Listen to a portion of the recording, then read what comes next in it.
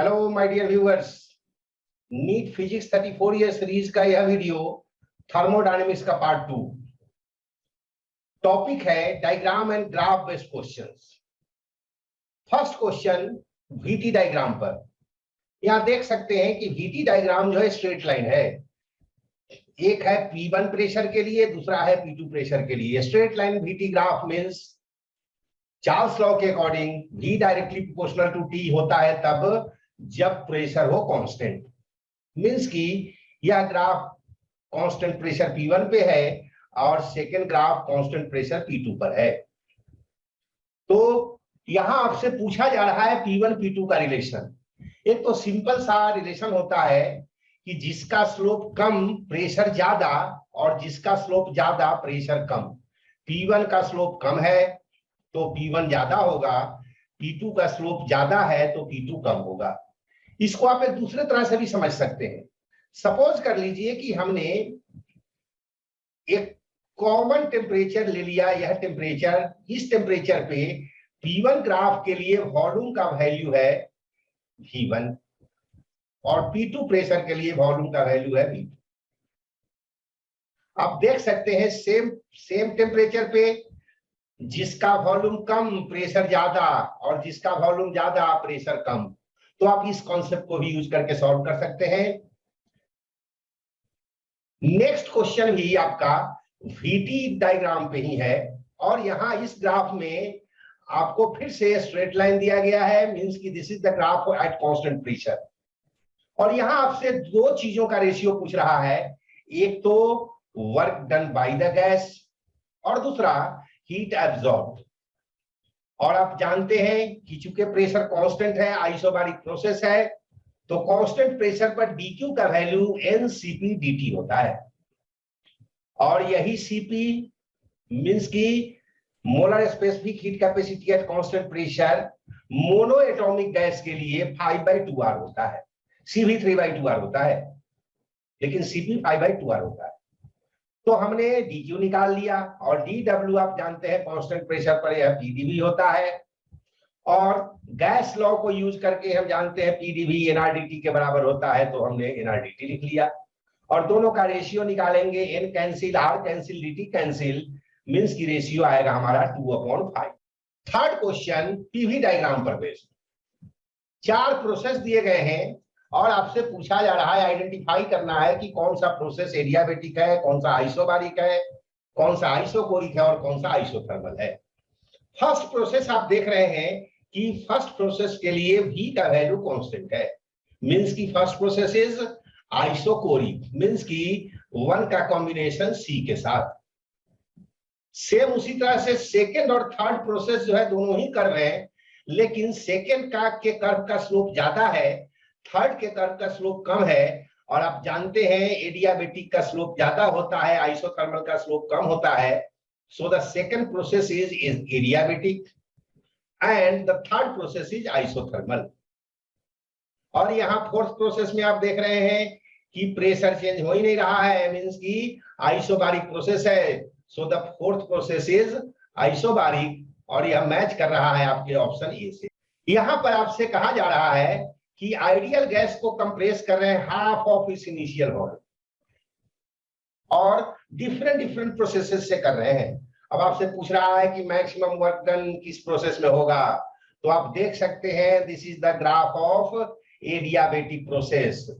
Second one is isothermal process and the third one is isobaric process. और आप जानते हैं पीवी कर्व में जिसका एरिया ज्यादा, वर्क डन ज्यादा, मींस की वर्क डन होता ही है एरिया अंडर पीवी कर्व। तो एडियाबेटिक का के कर्व का एरिया अंडर एडियाबेटिक कर्व जो है वो मैक्सिमम है। So the work done during adiabatic process is maximum during compression. Fifth question में भी करीब फोर्थ जैसा है बट जस्ट अपोजिट है। वहां पर केस था कंप्रेशन का, यहाँ केस है एक्सपेंशन का। इनिशियल पोजीशन ये है और फाइनली जब आप पहुंचते हैं तो प्रेशर V1 से वॉल्यूम V1 से V2 हो जाता है। V1 से V2 हो गया है वॉल्यूम। अब इसमें जब आइसोबारिक प्रोसेस होगा तो ये कर्व होगा, this is the graph of isobaric curve, this is the graph of isothermal curve. And this is the graph of adiabatic curve. और फिर आपसे पूछा जा रहा है कि amount of work done greatest किस में होगा। जस्ट उल्टा पहले वाले के, एक्सपेंशन के केस में जस्ट अपोजिट होता है कंप्रेशन के केस के, और यहाँ पर work done by the isobaric process is maximum and the work done by the adiabatic process is minimum. So your answer is D. 6th question भी कंप्रेशन का है।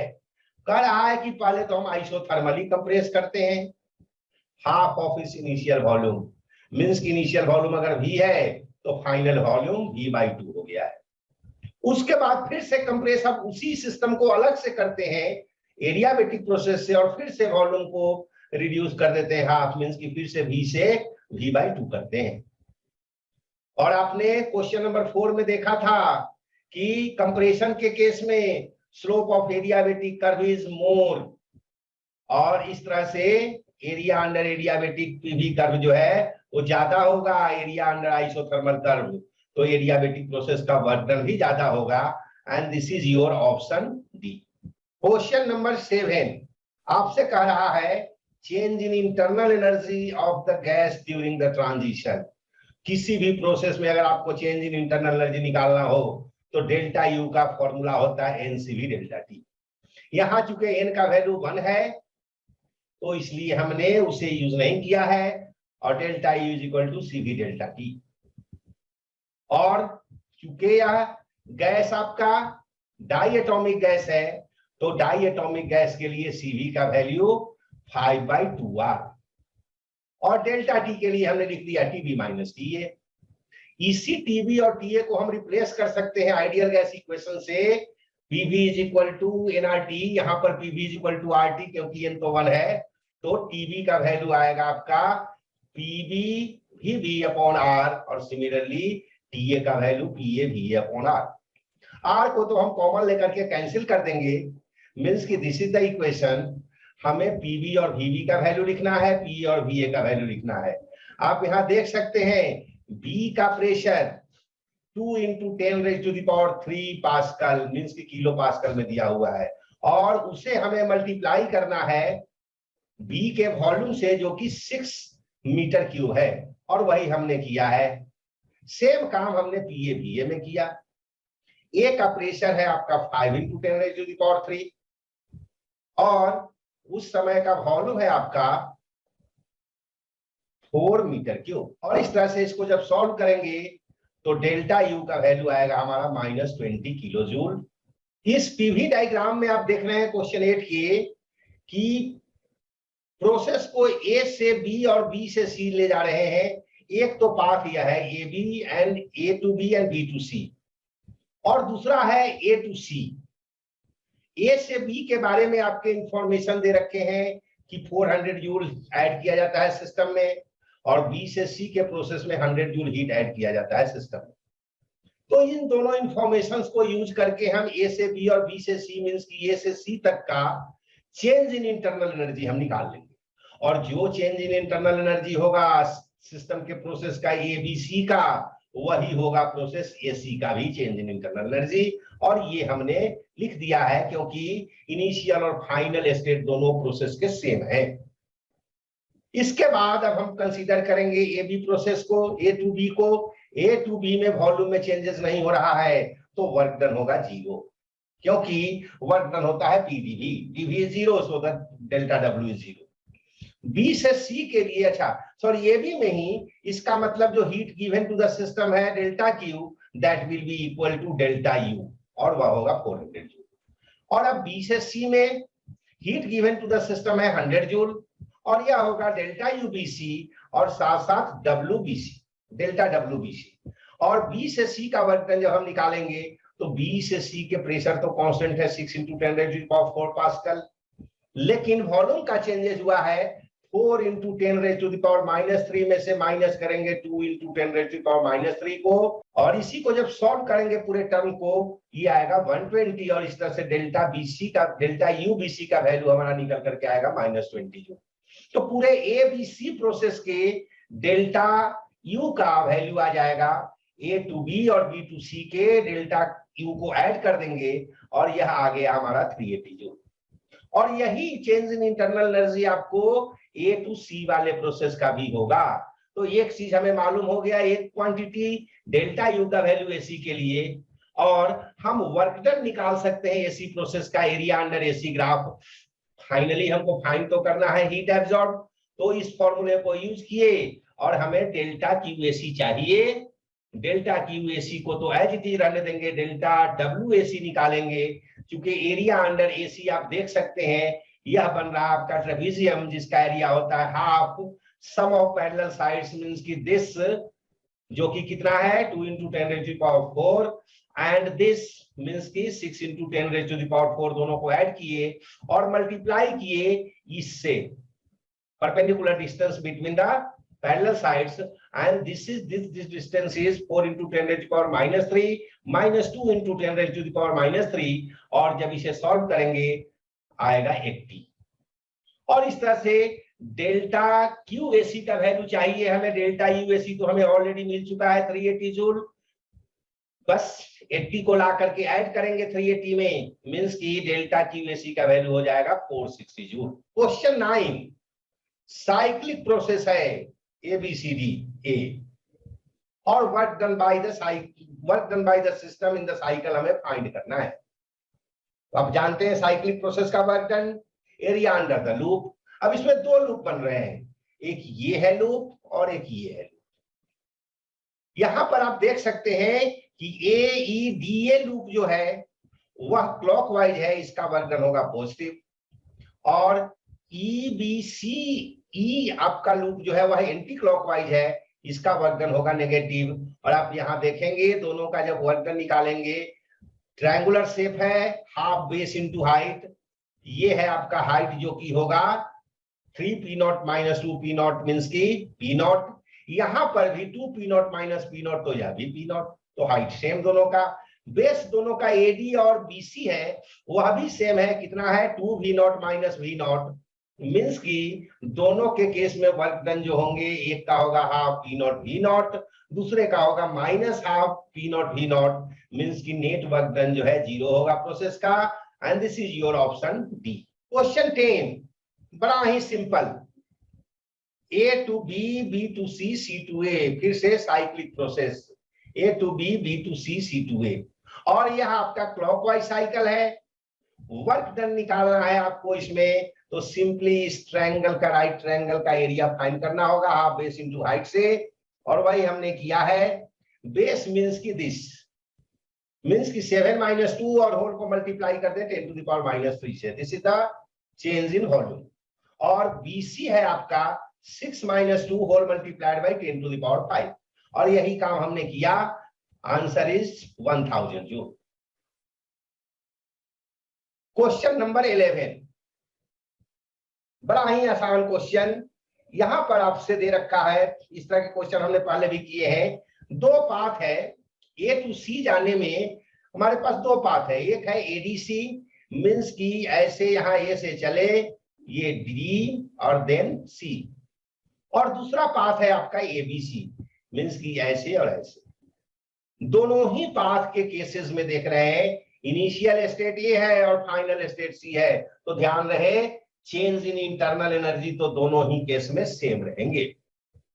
फर्स्ट पाथ के बारे में इंफॉर्मेशन हमें दे रखा है, यहाँ एक इंफॉर्मेशन जो इंटरनल एनर्जी यूए दे रखा है 10 जूल, इसकी जरूरत तो हमें है ही नहीं। ADC पाथ के लिए हीट एब्जॉर्ब का वैल्यू है 50 जूल और वर्क डन का वैल्यू है 20 जूल, तो चेंज इन इंटरनल एनर्जी हो जाएगा 50 जूल - 20 जूल मींस की 30 जूल, और यही 30 जूल जो है change in internal energy ABC process का भी होगा। और इसी को हमने यूज करके ABC प्रोसेस का जब DW निकालेंगे तो DQ - DU, और 36 जूल में से हम 30 जूल को माइनस करेंगे, मींस की the answer is 6 joule, option D. पिछले क्वेश्चन जैसा ही सिमिलर क्वेश्चन, यहां पर भी A to B हम मूव कर रहे हैं and then B to C, और इस प्रोसेस में आपको AB प्रोसेस में 600 जूल हीट एब्जॉर्ब हो रहा है सिस्टम में, BC प्रोसेस में 200 जूल हीट एब्जॉर्ब हो रहा है सिस्टम में।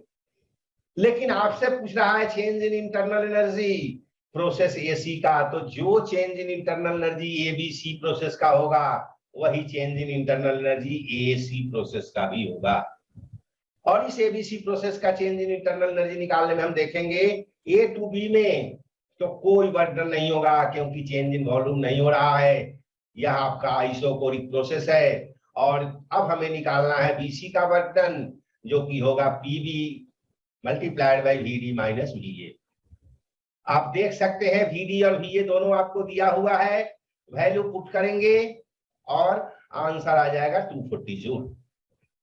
और इस तरह से ए बी पाथ में कोई वर्कडन नहीं हुआ, बीसी पाथ का वर्कडन 240 जूल है, मींस कि एबीसी के लिए वर्कडन 240 जूल है। और दोनों एबीसी पाथ के लिए मींस कि एबी और बीसी का कंबाइंड हीट एब्जॉर्ब जो है 600 जूल और 200 जूल मींस कि 800 जूल है। तो डेल्टा यू कितना हो जाएगा, delta U will be delta Q minus delta W, means कि 800 में से 240 को माइनस करेंगे, डेल्टा यू का वैल्यू 560 जूल। और जो चेंज इन इंटरनल एनर्जी का वैल्यू एबीसी के लिए वही एसी के लिए, क्योंकि दोनों ही प्रोसेस के इनिशियल और फाइनल स्टेट सेम है, और यही आपका एसी प्रोसेस का चेंज इन इंटरनल एनर्जी होगा। क्वेश्चन 13, यहां पर भी थर्मोडायनेमिकल सिस्टम को के साइक्लिक प्रोसेस के बारे में है, A B C D A cycle, A to B, B to C to D, D to A. और आपसे हीट रिजेक्टेड पूछ रहा है। अगर हीट गिवन होता सिस्टम का तो हम जानते हैं delta Q is equal to delta U plus delta W. Delta U तो जीरो होगा, साइक्लिक प्रोसेस का डेल्टा यू का वैल्यू जीरो होगा, मींस कि जो भी डेल्टा क्यू का वैल्यू होगा हीट गिवन वह डेल्टा डब्ल्यू के बराबर होगा। और डेल्टा डब्ल्यू कितना होगा, यह जो साइकिल देख रहे हैं रेक्टेंगुलर साइकिल है, मींस की ए बी और ए डी को माइनस कर दे, सॉरी मल्टीप्लाई कर दे तो एरिया इसका निकल जाएगा, वर्कडन निकल जाएगा। ए डी मींस की 2p माइनस पी तो p, और ए बी मींस की 3v माइनस v मींस की 2v। और चूंकि यह साइक्लिक प्रोसेस एंटी क्लॉकवाइज है तो वर्कडन माइनस होगा, और यही हमने वर्कडन जब निकाला माइनस का साइन लगाया, p इंटू 2v लिया, मींस की माइनस 2pv हो गया। डेल्टा यू का वैल्यू जीरो है तो डेल्टा क्यू डेल्टा डब्ल्यू के बराबर होगा। यह जो डेल्टा क्यू है heat absorb by the system है। हमें तो हीट रिजेक्टेड पूछ रहा है, तो जस्ट अपोजिट मींस की that will be plus 2pv। Question 14 में 1 मोल ऑफ आइडियल गैस है, इनिशियल स्टेट ए से फाइनल स्टेट बी तक ले जाते हैं। टू प्रोसेसेस हैं, two different processes. First is isothermal expansion, जो वॉल्यूम का एक्सपेंशन हो रहा है v टू 3v, और सेकेंड प्रोसेस में फिर से 3v से v कर दिए हैं, but the process is isobaric constant pressure. और आप देख सकते हैं यह सेटिस्फाई हो रहा है आपके डायग्राम डी से, क्योंकि ए से जब स्टार्ट किए हैं this process is isothermal process, यहां तक पहुंचा है। और अब इसके बाद बी तक पहुंचने के लिए आइसोबारिक प्रोसेस है, बाकी किसी में भी ये सिचुएशन नहीं है। यहां पर आप देख रहे हैं सिचुएशन ए में है तो वैसा ही, बट यह बी टू ए का है, हमें तो ए टू बी का चाहिए था। So the answer is D. Question 15 में 3 प्रोसेस से हम ए टू बी पहुंचते हैं। सिस्टम जो है वह ए टू बी पहुंचने में 3 process, this is process 1, this is process 2, this is process 3। तीनों ही केसेस में इनिशियल स्टेट और फाइनल स्टेट सेम है, और इसलिए उनके चेंज इन इंटरनल एनर्जी भी सेम होंगे। हमें यही चेंज इन इंटरनल एनर्जी और Q1, Q2, Q3 के बीच रिलेशन एस्टेब्लिश करना है। तो एक तो बात तय हो गई कि delta U1, delta U2, delta U3 तो इक्वल होंगे, और यह दोनों ऑप्शन में मैच कर रहा है। अब हमें यह पता करना है कि ए होगा या बी होगा। ध्यान रहे जब चेंज इन इंटरनल एनर्जी सबका सेम है और डेल्टा क्यू होता है delta U plus delta W, तो जिसका डेल्टा डब्ल्यू ज्यादा उसका क्यू ज्यादा, मींस कि अच्छा यहाँ प्रोसेस 1 का एरिया अंडर द कर्व जो है मैक्सिमम है, इसलिए प्रोसेस 1 में वर्क होगा मैक्सिमम, 2 में उससे कम और 3 में सबसे कम, इसलिए Q1 जो है मैक्सिमम होगा और Q3 मिनिमम होगा। और यह आपका मिल रहा है ऑप्शन ए में, मींस की ऑप्शन ए के दोनों ही ऑप्शंस मैच कर रहे हैं। So answer is a. Last but the most simple question में कह रहा है कि किसी सिस्टम को ए सी बी से बी तक ले जाते हैं और फिर बी से ए तक लाते हैं बी डी ए से। मीन्स की द प्रोसेस इज साइक्लिक, और during the complete process, complete cycle आपसे वर्क डन पूछा जा रहा है, और आप जानते हैं साइक्लिक प्रोसेस में work done area under the diagram होता है, साइकिल होता है, और यह चूंकि प्रोसेस क्लॉकवाइज है तो वह वर्क डन पॉजिटिव होगा, and the option is C, A C B D A. This was the last question. Next video thermodynamics का पार्ट 3, जिसमें हम लोग डिस्कस करेंगे heat engine, Carnot engine, refrigerator, और उन पे बेस्ड क्वेश्चंस, उनके efficiency, coefficient of performance. Till then, goodbye, all the best.